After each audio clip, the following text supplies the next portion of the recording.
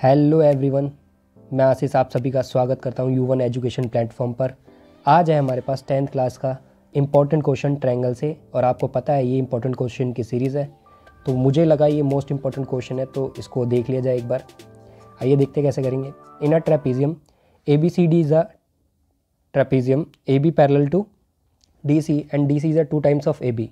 EF parallel to AB where E and F lie on a BC and AD respectively such that BE upon में EC equal to 4/3. Diagonal DB intersect EF at G. Prove that 7 times of EF equal to 11 times of AB. तो पहले figure देख लेते हैं। एक trapezium है, ठीक है, और इसमें एक डायगोनल कनेक्ट है। नेमिंग कर लेते हैं पहले। AB छोटा रहेगा क्योंकि CD 2 टाइम्स है AB का, और यहाँ पे 2 पॉइंट है, एक E है AB पे, नहीं BC पे है E, ये E है, और F है AD पे। तो ये दोनों कनेक्ट हो रहे हैं, तो इन दोनों को कनेक्ट कर लेते हैं। और BD डायगोनल कनेक्ट हो रहा है, तो वो EF को G पे कट कर रहा है। डन। और आपको गिवन दिख ही रहा है, गिवन क्या क्या है, मैं एक बार फिर भी हाईलाइट कर देता हूँ। AB पैरेलल है किसके? AB पैरेलल है DC के, और DC 2 times of AB। EF parallel है AB के, ये याद रखना है, और ये गिवन है, तो मैंने हाईलाइट कर दिया, इसका यूज़ करेंगे। तो देखिए इसे कैसे करते हैं। सबसे पहले देखिए, इन ट्रायंगल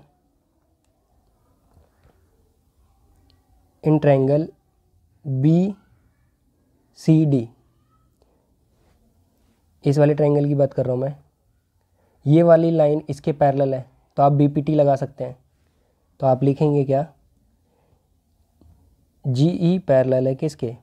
CD के, क्योंकि आपको पता है यहाँ पे AB पैरेलल है DC के, और EF पैरेलल है AB के, तो अल्टीमेटली ये दोनों भी तो पैरेलल होगी, CD और EF। तो वही लिखा है मैंने। तो अगर ये पैरेलल है तो हम BPT से लिख सकते हैं, B अपॉन में EC equal to BG upon में GD बाय BPT। ये हो गया फर्स्ट इक्वेशन। ऐसे ही अब हम इस वाले ट्रायंगल में भी करेंगे, ये जो दिख रहा है ABD, ठीक है। तो इन ट्रायंगल ABD, अब इसमें FG पैरेलल है किसके? AB के, तो हम लिख सकते हैं FD अपॉन में AF इक्वल है DG अपॉन में GB। ये भी क्या हो गया? By BPT। ये सब तो ये चीज़ तो सबने पढ़ी होगी। उसके बाद हम इसको रेसिप्रोकल करते हैं, ताकि मेरे को BG अपॉन में DG मिल जाए, जैसे ये है। फ्रॉम इक्वेशन 1 और 2 से मैं इक्वेट कर लूँगा। तो जब मैं इसे रेसिप्रोकल करूँगा तो AF ऊपर आ जाएगा और FD नीचे, ऐसे ही GB ऊपर आ जाएगा और GD नीचे। तो ये होगी सेकंड इक्वेशन। अब from first and second equation we can say that अगर ये चीज़ इसके इक्वल है, ठीक है, और ये वाली चीज़ इसके इक्वल है, तो अल्टीमेटली ये दोनों बराबर है, तो ये दोनों भी होंगे। फ्रॉम इक्वेशन 1 और 2 we can say that B upon में EC equal to AF upon में FD। अब ये करा क्यों है वो रीज़न समझो, क्योंकि हमें B अपॉन EC का रेशो पता है 4/3, तो 4/3 AF और FD का भी हो जाएगा। अब ये आगे यूज़ होगा, इसलिए मैंने लिखवाया है। तो जो रेशियो इनका है 4:3 का, वही इसका भी हो जाएगा। अब है नहीं तो दिखाना पड़ेगा, वो ऐसे दिखाना पड़ेगा जो अभी ये किया है। अब आगे देखते हैं क्या होगा, ठीक है। तो इस फिगर को पहले आप स्क्रीनशॉट ले लीजिए। तो इस फिगर को नीचे पेस्ट कर लिया है मैंने। अब आगे देखते हैं क्या होगा, कैसे करना है। तो ध्यान से देखो, अब हम क्या करेंगे, इस छोटे वाले ट्रायंगल और इस वाले ट्रायंगल को सिमिलर करेंगे, ठीक है। तो in triangle BGE and in triangle BDC। तो सबसे पहले तो ये वाला एंगल इसके बराबर हो जाएगा, कॉरस्पॉन्डिंग एंगल, क्योंकि ये दोनों लाइन क्या है, ये दोनों पैरेलल है, तो वो लिख देते हैं। इसका नाम है बी जी और उसका नाम है बी डी सी। रीज़न आप लिख लेना कॉरस्पॉन्डिंग एंगल्स, ठीक है। दूसरी चीज़, एंगल बी कॉमन है, एंगल बी कॉमन है। अब सिमिलर हो गया, बी जी ई सिमिलर है किसके, बी डी सी के, बाय एक सिमिलैरिटी। तो आप रेशियो रखेंगे। रेशियो कैसे रखते हैं वो इंपॉर्टेंट है। रेशियो ऐसे रखते हैं, जो एंगल आपने यूज़ करें उसके सामने वाली साइड, जैसे सबसे पहले ये वाला एंगल इसके बराबर है, तो इस एंगल के सामने कौन सी साइड आ रही है, इस एंगल के सामने आ रही है बी ई। सिमिलरली इस एंगल के सामने बड़े वाले ट्रायंगल में आएगी बी सी। उस तरीके से रखते हैं। तो बी अपॉन में क्या आ जाएगा, बी सी इक्वल टू, अब वो देखेंगे जो आपने कॉमन लिया था, कॉमन आपने लिया था ये वाला एंगल बी, इसके सामने छोटे वाले ट्रायंगल में क्या आ रही है, जी ई, और बड़े वाले में डी सी। तो वही अगला रेशो है हमारा, जी ई अपॉन में सी डी। अब आपको पता है बी ई कितना है, बी ई आपको पता है, रेशो में दे रखा था ना वो, ये 4:3 था, तो आप 4x 3x कर लो। ऐसे ही ये 4x है और ये 3x है, क्योंकि रेशो को तो वेरिएबल में लिख सकते हैं। तो बी ई कितना है 4x, बी सी कितना है, ऐड करके लिख दो 7x। तो जी ई की वैल्यू क्या आ गई, ये एक्स एक्स कट जाएगा, आपको जी ई की वैल्यू निकालनी है, ठीक है। तो ये हो जाएगा सी डी उधर मल्टीप्लाई हो जाएगा 4 times of C D upon में 7।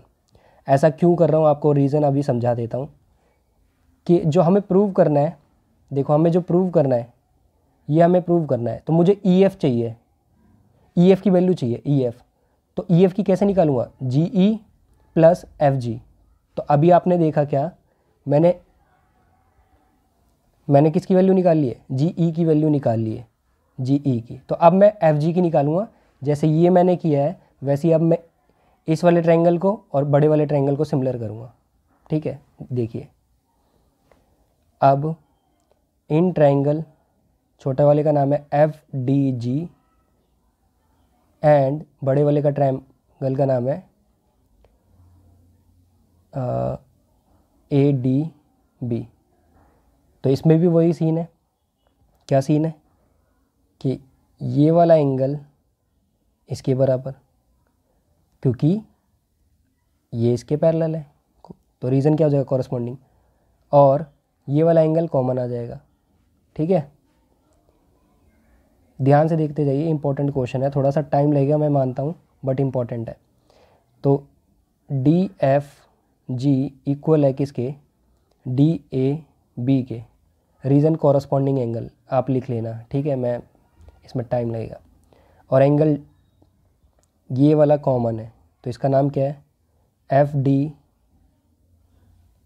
D G equal to A D B common. अच्छा यहाँ पे ना आप 3 लेटर्स में नाम लिख लेना इसका, क्योंकि एंगल पूरा नहीं है वो। इधर छोटे वाले ट्रायंगल में इसका नाम है जी बी ई और बड़े वाले ट्रायंगल में नाम है डी बी सी। अब इसी पे आते हैं, तो ये सिमिलर हो चुका है हमारा, एफ डी जी सिमिलर है किसके, ए डी बी के।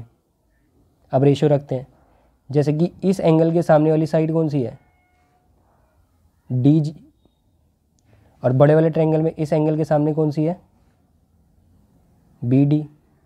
सिमिलरली कॉमन वाले के सामने वाली कौन सी साइड है, छोटे वाले ट्रायंगल में एफ जी और बड़े वाले में ए बी। यहाँ पे ना हम तीसरा रेशियो भी रख देते हैं, जो थर्ड रेशियो होता है, जो रह जाता है वो थर्ड रेशियो होता है, वो भी तो सिमिलर हो चुका था, आप रख सकते हो। तो छोटे वाले ट्रायंगल में कौन कौन सी साइड होगी है, एक डी जी होगी है और एफ जी होगी है, तो तीसरी कौन सी रहेगी, एफ डी। तो एफ डी अपॉन में क्या आ जाएगा,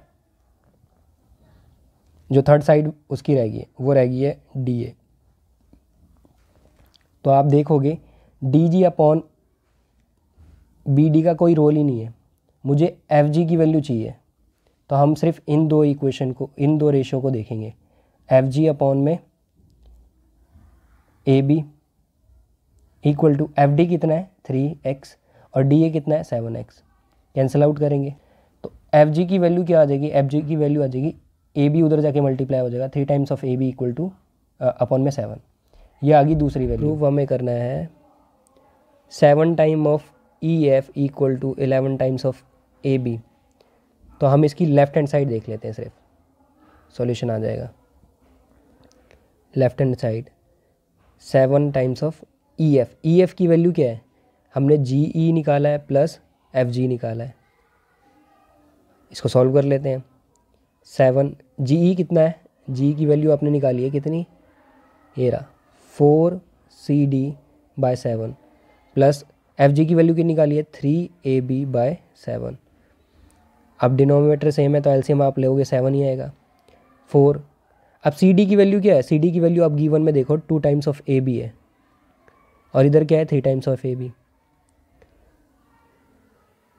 तो सबसे पहले तो ये 7 डिवाइड में कट जाएगा इससे, तो बचा क्या 4 into 2 8 times of A B plus 3 times of A B, क्या आ गया 11 times of A B. Left hand side equal to right hand side. I hope आपको समझ में आएगा। ये थोड़ा लेंथी है बट इजी तरीका है, आप एक बार देख लीजिए, स्क्रीनशॉट ले लीजिए। ये यहाँ से स्टार्ट था क्वेश्चन। सबसे पहले हमने रेशो बराबर किए जिससे हमें इस वाली साइड का भी रेशो मिल गया जो हमें चाहिए था। ये 4:3 था तो ये भी 4:3 हो गया। तो हमने इसके साथ वेरिएबल लगा लिए ताकि सॉल्यूशन में इजी हो जाए।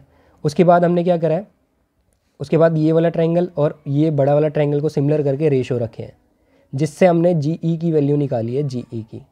सिमिलरली ये छोटा वाला और बड़ा वाला हमने सिमिलर किया है जिससे हमने एफ जी की वैल्यू निकाली है जो ये रही।